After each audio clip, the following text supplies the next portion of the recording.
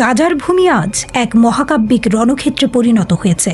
অন্ধকারের আধারে জ্বালামুখী আগুনের স্পন্দনে প্রতিটি শ্বাসে ইতিহাসের গর্জন শুনতে পাওয়া যায়। এই নাটকীয় যুদ্ধের মঞ্চে কেবল আদর্শের বিরোধ নয়, কৌশলগত স্বার্থের এক রক্তাক্ত খেলাও চলছে।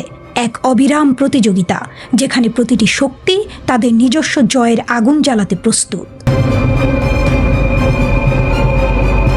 তুরস্ক এরদোগানের নেতৃত্বে গাজায় ফিলিস্তিনি প্রতিরোধের সমর্থনে আগুনে পরিণত হয়ে উঠেছে।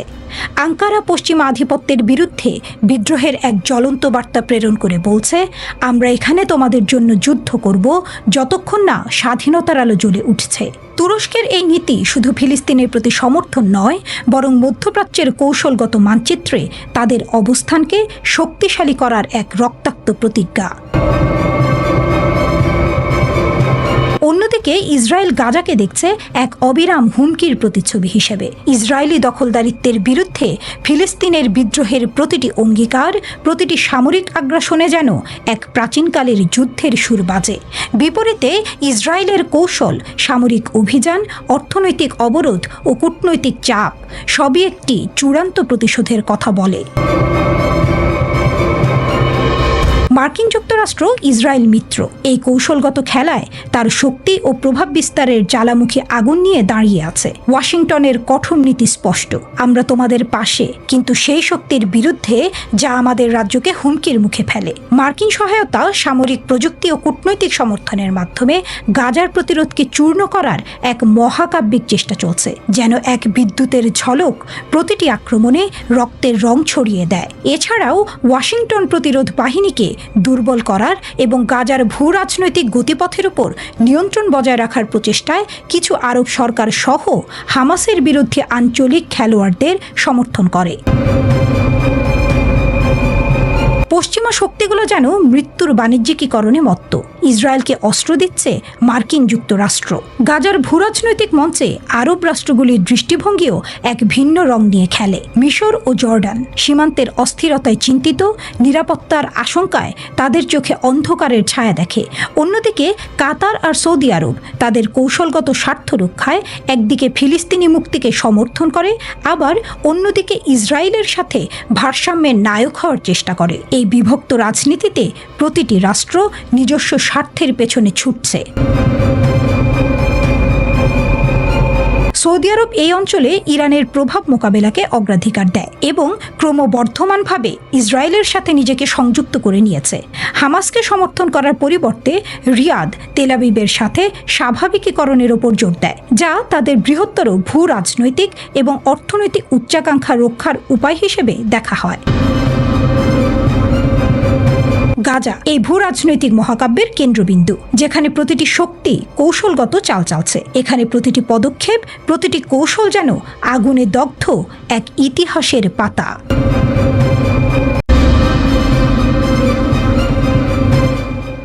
অন্ধকারে মোড়ানো এক রহস্যময় আগমনী বেলার মতো দক্ষিণ পশ্চিম ইরানের মরুভূমিতে আবারও যুদ্ধের অগ্নিস্ফুলিঙ্গ জ্বলে উঠেছে। IRGC স্থলবাহিনী তাদের সর্ববৃহৎ অপারেশনাল প্রস্তুতি মহড়া শুরু করেছে। এমন এক মহড়া যেখানে ইরান নায়কের আসনে রাজত্ব করবে আর ইসরায়েল খলনায়কের আঁধারে ডুবে যাবে। ইরানীয় কমান্ডাররা যখন তৎপরতার সাথে তাদের বাহিনীকে এগিয়ে নিয়ে যাচ্ছে, তখন তাদের মনোবল আর আত্মবিশ্বাস যেন এক জোয়ারের প্রবাহ, যা শত্রুর আগ্রাসী ষড়যন্ত্রকে চূর্ণ বিচূর্ণ করে দেয়। ইসরায়েলের জন্য সাইরেনের শব্দ। খুজেস্তান প্রদেশের সাভেরিয়া অঞ্চলের এক নির্জন যুদ্ধক্ষেত্রে ব্রিগেডিয়ার জেনারেল মোহাম্মদ পাকপুরের দৃঢ় নেতৃত্বে মহড়ার প্রতিটি পদক্ষেপ যেন তেজস্ক্রিয় আগুনের মতো ছড়িয়ে পড়ে। প্রতিটি অস্ত্রের শব্দ, প্রতিটি যুদ্ধ কৌশলের ঝলক যেন এক অতি প্রাকৃত রণবীথির প্রতিচ্ছবি। শত্রুদের মুখে আতঙ্কের ছায়া আর গোপন ষড়যন্ত্রের কুয়াশা ঘন হয়ে উঠছে। এই মহড়া পায়াম্বার আজম 19 মহড়ার দ্বিতীয় পর্যায়ের সূচনা করেছে, যা পূর্বের নিরাপত্তা কেন্দ্রিক মহড়াকে পেছনে ফেলে এক নতুন যুদ্ধের কাব্য রচনা করছে। পূর্বের মহড়ার স্মৃতি এখনও কেরমানশাহ প্রদেশের সালাস বাবাজানি এজগেলেহ জেলায় বেঁচে আছে। এই মহড়ার প্রতিটি মুভমেন্ট যেন এক তীব্র আগুনের ঝলক। ইরানের নিজস্ব তৈরিকৃত অত্যাধুনিক সামরিক সরঞ্জাম, ক্ষেপণাস্ত্র, ড্রোন, কামান প্রতিপক্ষের হৃদয়ে অনির্বাণ আতঙ্কের সুরে বেজে উঠছে। পরবর্তী কয়েকদিনের মধ্যে IRGC গ্রাউন্ড ফোর্সের একাধিক ইউনিট আক্রমণাত্মক ও প্রতিরক্ষামূলক অভিযান পরিচালনা করবে। ইলেকট্রনিক যুদ্ধ কৌশলের চমৎকার প্রদর্শনী দিয়ে শত্রুকে ধ্বংসের বৃত্তে তুলবে। প্রতিটি অভিযান, প্রতিটি আক্রমণ যেন অদৃশ্য শত্রুর উপর এক ধ্বংসাত্মক বজ্রপাত। মহড়ায় যুদ্ধের প্রতিটি সেকেন্ডে নতুন মোড়, নতুন ষড়যন্ত্রের গল্প জাগ্রত হচ্ছে। ইরানের সামরিক বাহিনী তাদের অস্ত্র ও সরঞ্জাম পরীক্ষা করার জন্য একটি সুসংগঠিত এবং বিস্তারিত সময়সূচি অনুসারে নিয়মিত মহড়া পরিচালনা করে যাচ্ছে। ইরানি কর্মকর্তারা বারবার জোর দিয়ে বলেছেন, আমাদের সামরিক সক্ষমতা ক্ষেপণাস্ত্র শক্তি সহ প্রতিরক্ষার এক অবিচল স্তম্ভ। ইরানের প্রতিরক্ষা সক্ষমতা কখনোই আলোচনার বিষয় হবে না। বিশ্বমঞ্চে আজ যুদ্ধের নতুন অধ্যায়ের সূচনা হচ্ছে, যেখানে আরব বিশ্বে ইরান নায়কের আসনে সিংহাসনে বসে আর ইসরায়েল খলনায়কের ছায়ায় হারিয়ে যাচ্ছে। এই অপারেশনাল প্রস্তুতি মহড়া শুধু সামরিক অনুশীলন, যেটা বিরাট এক নাটকের শুরু। ইরানের শক্তি আর নীতির প্রতিফলন ইতিহাসের পাতায় অমর হয়ে উঠবে। চূড়ান্ত মোড়ে যখন যুদ্ধের অগ্নিস্ফুলিঙ্গ প্রতিটি প্রান্ত ছুঁয়ে যাবে, তখন ইরানের সাহসী নীতি ও শাশ্বত শক্তি বিশ্বকে এক নতুন যুগের সূচনা সম্পর্কে সতর্ক করবে। এক যুগ যেখানে সত্য আর ন্যায় জয়ী হবে, আর ইসরায়েল খলনায়কের ষড়যন্ত্র চিরকাল অন্ধকারে মিশে যাবে। ইরান যদি 60% সমৃদ্ধ ইউরেনিয়ামকে 90% নিয়ে যায়, তাহলে পারমাণবিক বোমা তৈরি হতে মাত্র কয়েক সপ্তাহ। আর ইসরায়েল যদি ইরানের ওপর হামলা চালায়, তাহলে লেবানন, সিরিয়া, ইয়েমেন থেকে উঠে আসবে প্রতিশোধের আগুন।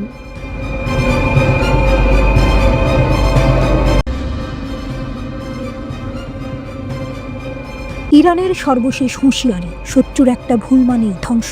যুদ্ধের জন্য পুরোপুরি প্রস্তুত ইরানের সেনাবাহিনী। শত্রুর জন্য অশনি সংকেত, ইরানের শক্তি এখন আগের চেয়ে ভয়ঙ্কর। ইরান হুঁশিয়ার করেছে, শত্রুর ভুল হবে তাদের সবচেয়ে বড় অনুশোচনা। যুদ্ধের জন্য প্রস্তুত ইরানের তরুণ যোদ্ধারা। রিপোর্ট প্রেস টিভির। ইরানের প্রতিরক্ষা মন্ত্রীর হুঁশিয়ারি, ইরানের শত্রুরা যদি এক বিন্দু ভুল করে তবে পস্তাতে হবে ভয়ঙ্করভাবে। তেহরানের বিশেষ অনুষ্ঠানে এমনই বার্তা দিলেন প্রতিরক্ষা মন্ত্রী ব্রিগেডিয়ার জেনারেল আজিজ নাসেরজাদেহ। শত্রুদের লোভী চোখ উপড়ে ফেলবে ইরানের তরুণরা। এই ঘোষণা যেন বিদ্যুতের মতো আছড়ে পড়েছে মধ্যপ্রাচ্যে। ইরান কি নতুন কোনো চমক দেখাতে চলেছে? শক্তির নতুন অধ্যায়। ইরানের তরুণরা শুধু সেনাবাহিনীর শক্তি নয়, তারা দেশের আত্মার প্রতিচ্ছবি। আধুনিক প্রযুক্তি, সুপারসনিক যুদ্ধ বিমান, হাইপারসনিক মিসাইল, সবকিছুতে এগিয়ে চলেছে ইরান। ইসরায়েলের সাথে যুদ্ধকে আসন্ন। ইরানের প্রতিরক্ষা মন্ত্রী বললেন, শত্রুদের স্বপ্ন ছাই করে দেবে আমাদের তরুণরা। বিশ্বের শক্তিধর দেশগুলো কি এবার ইরানের প্রতিরক্ষা সক্ষমতা দেখে ভয় পাচ্ছে? ইরানের তরুণ সৈন্যরা কেন ভয়ঙ্কর? তারা শুধু অস্ত্রের নয়, মস্তিষ্কের যোদ্ধা। শত্রুর চাল বোঝার ক্ষমতা অসাধারণ। প্রতিরক্ষা ও প্রযুক্তিতে যুগান্তকারী উন্নয়ন। ইরান যে শুধুই শক্তিশালী সেনাবাহিনী গড়ে তুলেছে তা নয়, দেশের তরুণ বিজ্ঞানীরা নিষেধাজ্ঞা ভেদ করে প্রযুক্তির শিখরে উঠছে। প্রতিরক্ষামন্ত্রী বলেন, নিষেধাজ্ঞা আমাদের পথ আটকাতে পারেনি, বরং শক্তিশালী করেছে। ইরানের সামরিক শক্তি এখন আগের চেয়ে 10 গুণ বেশি। কোনো দেশ কি পারবে ইরানের সামনে দাঁড়াতে? ইরান কি আসলে যুদ্ধে যেতে চায়? অনেকেই ভাবছে, ইরান কি মধ্যপ্রাচ্যে নতুন যুদ্ধের জন্য প্রস্তুতি নিচ্ছে? প্রতিরক্ষামন্ত্রী বলেছেন, আমরা আক্রমণ করি না, তবে আমাদের আঘাত হবে ধ্বংসাত্মক। এই মন্তব্যের মানে কি? মধ্যপ্রাচ্য কি তাহলে নতুন সংঘাতের দিকে এগিয়ে যাচ্ছে? যুদ্ধের মাস্টার ইরান। ইরান শুধু সামরিক শক্তিতেই নয়, মনস্তাত্ত্বিক ও প্রযুক্তিগত যুদ্ধেও এক ধাপ এগিয়ে। কগনিটিভ ওয়ারফেয়ার বা জ্ঞানীয় যুদ্ধ। যুদ্ধে শুধু অস্ত্র নয়, মস্তিষ্কই বড় হাতিয়ার। ইরানের তরুণরা এখন শুধু যুদ্ধের ময়দানে নয়, সাইবার ও মনস্তাত্ত্বিক যুদ্ধেও পারদর্শী হয়ে উঠেছে। প্রতিরক্ষামন্ত্রীর ভাষায়, তরুণদের মেধা দিয়ে শত্রুর আধিপত্য ধ্বংস করব, বড় শক্তিগুলোর জন্য সতর্কবার্তা। ইরানের প্রতিরক্ষামন্ত্রী যখন এমন হুঁশিয়ারি দিচ্ছেন, তখন বিশ্ব কি সত্যি নতুন যুদ্ধের দিকে এগোচ্ছে?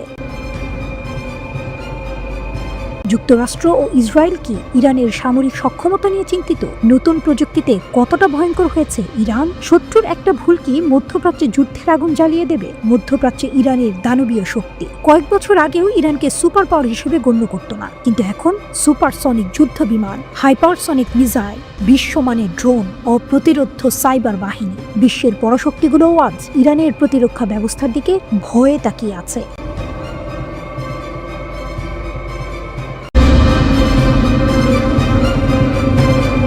ইরানের মহাপ্রলয়, শত্রুরা এখনো গুরুতর আঘাত পায়নি। ট্রু প্রমিস 3 কবে আসছে? ইসরায়েল আর যুক্তরাষ্ট্র ভেবেছিল ইরান দুর্বল, কিন্তু বাস্তবতা, একটি মহাশক্তি জেগে উঠছে। শত্রুরা এখনো কেবল ঝাপটা দেখেছে, তুফান এখনো আসেনি। ইরানের ইসলামিক রিভলিউশনারি গার্ড কর্পস IRGCর প্রধান মেজর জেনারেল হোসেন সালামি এক বিস্ফোরক ঘোষণা দিয়েছেন। তিনি বলেছেন, শত্রুরা এখনও ইরানের আসল শক্তি দেখেনি। তিনি জানিয়েছেন, ট্রু প্রমিস অপারেশন ছিল কেবল একটি সতর্কবার্তা। যদি শত্রুরা শিক্ষা না নেয়, তবে এবার এমন আঘাত আসবে যা তারা কল্পনাও করতে পারবে না। গত বছর ইরানের চালানো অপারেশন ট্রু প্রমিস 1 ও 2 বিশ্বকে দেখিয়ে দিয়েছে যে ইরান এখন শুধু আত্মরক্ষামূলক অবস্থানে নেই, বরং আক্রমণের জন্য প্রস্তুত। ক্ষেপণাস্ত্রের আগুনে পুড়েছিল ইসরায়েলের সামরিক ঘাঁটি, গুপ্তচর নেটওয়ার্ক ধ্বংস হয়েছিল, গোয়েন্দা তথ্য ধুলোয় মিশে গিয়েছিল। তবে জেনারেল সালামির মতে এটি ছিল কেবল নমুনা। ইরানের শক্তি কেন এত ভয়ঙ্কর? বিশ্বব্যাপী সামরিক বিশ্লেষকরা একমত, ইরান এখন মধ্যপ্রাচ্যের অন্যতম শক্তিশালী সামরিক বাহিনী গড়ে তুলেছে। ব্যালিস্টিক মিসাইল, ইরানের ক্ষেপণাস্ত্রগুলো মধ্যপ্রাচ্যের প্রতিটি ইসরায়েলি ঘাঁটিকে টার্গেট করতে সক্ষম। ড্রোন প্রযুক্তি, ইরানের তৈরি ড্রোন গোপন অভিযানের জন্য ভয়ঙ্কর। সাইবার যুদ্ধ, ইরানের হ্যাকাররা শত্রুদের গোপন তথ্য হাতিয়ে নিতে পারে। এই শক্তি কি ইসরায়েল ও মার্কিন যুক্তরাষ্ট্রের জন্য নতুন হুমকি তৈরি করবে? আমেরিকা ও ইসরায়েল কি ফাঁদে পড়ছে?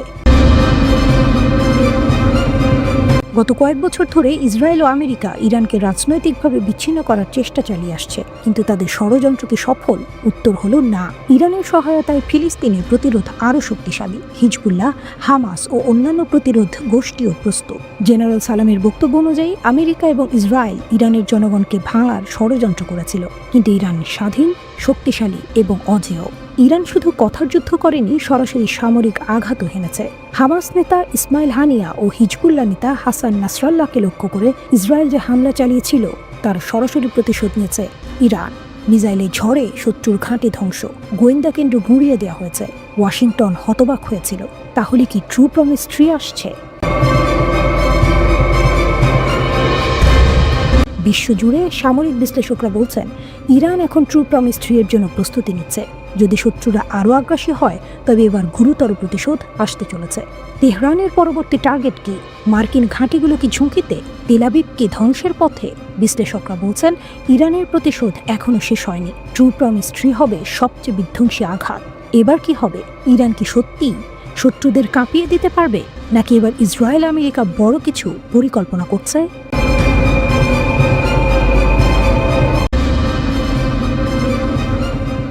দখলদারির হাত ভেঙে দাও, মাতৃভূমির শৃঙ্খল খুলে দাও, রক্তে ভেজা মাটির গান আবার গাইবে বীরের প্রাণ। ইরানের গোপন পরিকল্পনা। ইরান ইসরায়েলের বিরুদ্ধে কি সরাসরি যুদ্ধ ঘোষণা করছে? অবশ্যই এক ঐতিহাসিক পর্যায়ে পৌঁছে গেছে পরিস্থিতি। এই যুদ্ধের নাম প্রতিরোধ। সিরিয়াকে ইসরায়েলের কবল থেকে মুক্ত করবে প্রতিরোধের আগুন। সিরিয়ার মাটিতে ইসরায়েলি ফাঁড়ির ছায়া বাড়ছে, কিন্তু ইরানের কণ্ঠে ঘোষণা, প্রতিরোধের নতুন সূর্য উঠবে। এমন এক সময়ে মধ্যপ্রাচ্য যখন যুদ্ধের শঙ্কায় দাঁড়িয়ে, ঠিক তখনই ইরান ঘোষণা করেছে সিরিয়া থেকে ইসরায়েলের দখল উচ্ছেদ হবে। কিন্তু এটা শুধু সামরিক শট নয়, এটা ইরানের জ্বলন্ত প্রতিশ্রুতি। সিরিয়ার মাটিতে এক নতুন প্রতিরোধ আন্দোলন গড়ে উঠছে, যেখানে প্রতিটি পদক্ষেপ হবে দখলদারিত্বের বিরুদ্ধে, একটি শুদ্ধ সংগ্রাম। গোপনে যে যুদ্ধের মঞ্চ প্রস্তুত হচ্ছে তার প্রথম সিগন্যাল এটাই, ইসরায়েল আর শীর্ষে থাকতে পারবে না। ইরানের জাতীয় নিরাপত্তা পরিষদের সচিব আলী আকবর আহমাদিয়ান স্পষ্ট ভাষায় ঘোষণা করেছেন, সিরিয়ার মাটিতে ইসরায়েলের প্রতি এই দখলদারিত্ব কেবলই নাশকতা, যা ইরান এবং সিরিয়ার জনগণের কাছে চ্যালেঞ্জ হয়ে দাঁড়াবে। প্রতিরোধ গড়ে উঠবে, সিরিয়াকে মুক্ত করবে। এমন কথায় উত্তেজনা ক্রমেই বাড়ছে। সিরিয়ার ভূমিতে ইসরায়েল বাহিনীর গতিবিধি নিয়ে ইরানও তাদের তীক্ষ্ণ নজর রেখেছে। ইতিমধ্যে জানা গেছে, ইসরায়েলের সেনারা দক্ষিণ সিরিয়ায় তাদের শক্তি বৃদ্ধি করছে। তারা একের পর এক নতুন ঘাঁটি তৈরি করছে, কিন্তু এই তৎপরতা, যাকে ইসরায়েল অভিযান বলছে, তা যদি নেতানিয়াহুর কাছে মনে হয় সামরিক বিজয়, তবে তা ইরানের চোখে শুধুই এক ভুল কল্পনা। ইসরায়েল কখনোই বিজয়ী হতে পারবে না, কারণ প্রতিরোধের শরীরে নতুন রক্ত প্রবাহিত হচ্ছে।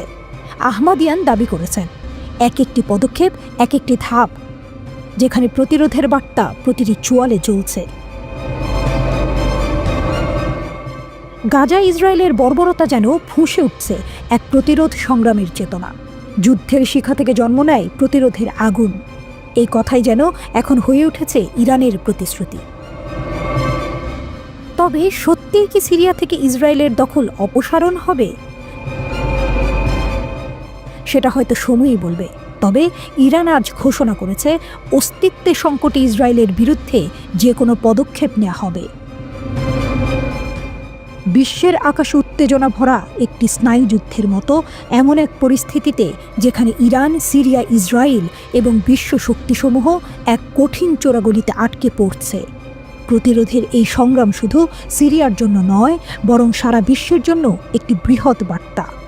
স্বাধীনতা, শক্তি এবং শত্রুর বিরুদ্ধে দাঁড়িয়ে থাকার ক্ষমতা, এটাই শেষ পর্যন্ত জয়ী হবে।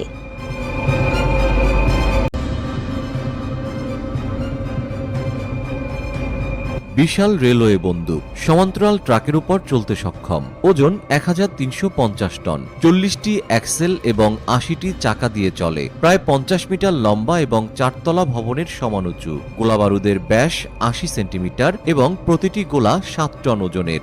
এক একটি শেল 6 মিটার কংক্রিট ভেদ করতে পারে। শোয়ারার গুস্তাভ হিটলারের রেলওয়ে বন্দুক। এটি তৈরি হয়েছিল ফোর্ট স্ট্যালিন ভেদ করতে। 1942 সালে নাৎসিরা সোভিয়েত ইউনিয়নের অনেকাংশ দখল করে নেয়, কিন্তু বিশ্বের সবচেয়ে শক্তিশালী দুর্গ সেভাস্তোপল তখনও রুশ সৈন্যদের নিয়ন্ত্রণে ছিল। প্রায় 1 লাখ রুশ সৈন্য মাটির নিচে বাংকারে লুকিয়েছিল। 5 মিটার কংক্রিটের দেয়াল তাদের রক্ষা করছিল। হিটলারের আশা ছিল গুস্তাভ এই দুর্গ ভেদ করতে পারবে। কিন্তু এই বিশাল কামানটি যুদ্ধক্ষেত্রে আনা ছিল মোটেও সহজ কাজ নয়। 5টি ট্রেনে এটি ভেঙে ভেঙে পরিবহন করা হয়েছিল। এর জন্য 1200 মিটার রেলপথ নির্মাণ করতে হয়। কামানটির ব্যারেল ঘোরানো যায় না, তাই দুটি বিশাল ডিজেল লোকোমোটিভ দিয়ে পুরো কামানটি ট্রাক বরাবর সরিয়ে লক্ষ্য ঠিক করতে হতো। 500 সেনার কাজ ছিল কামানটি শত্রু বিমান থেকে লুকিয়ে রাখা, ধোয়ার পর্দা তৈরি করা। অবশেষে 3 দিনের কঠোর কাজের পর কামানটি আক্রমণের জন্য প্রস্তুত হয়ে ওঠে। সোভিয়েত সৈন্যরা দিনের পর দিন অবিরাম গোলাবর্ষণ সহ্য করেছিল। একদিন বিকাল 4:30টায় তারা শুনতে পায় একটি তীব্র বিস্ফোরণের শব্দ। এটি ছিল গুস্তাভের প্রথম শেল। কিন্তু শেলটি লক্ষ্যভ্রষ্ট হয়ে 120 মিটার দূরে পড়ল। তারপর আরও কয়েকটি শেল ছোড়া হয়, আর সেগুলোও লক্ষ্যভ্রষ্ট হয়ে দূরে গিয়ে পড়ে।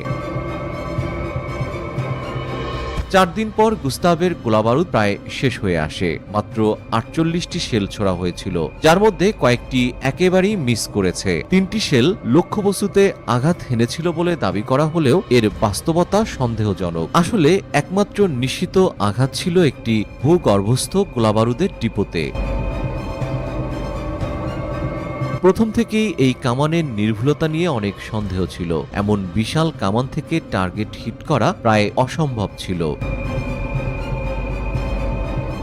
ব্যারেলটি এত দ্রুত ক্ষয় হয়ে যায় যে মাত্র কয়েকটি শটের পর এটি পুরোপুরি অকেজো হয়ে যায়। সেভাস্তোপলের পতন ঘটলেও এতে গুস্তাভের কোনো ভূমিকা ছিল না। তাহলে কি হিটলার বুঝতে পারেননি এই বোকামি? কেউ তাকে বলার সাহস করেনি, নাকি তিনি শুধু সত্য মেনে নিতে চাননি? আমরা জানি না। তবে যুদ্ধ শেষ হলে হিটলার এই কামানটি ধ্বংস করার আদেশ দেন, যাতে শত্রুর হাতে না পড়ে। এটি ছিল পুরোপুরি সময়ের অপচয়।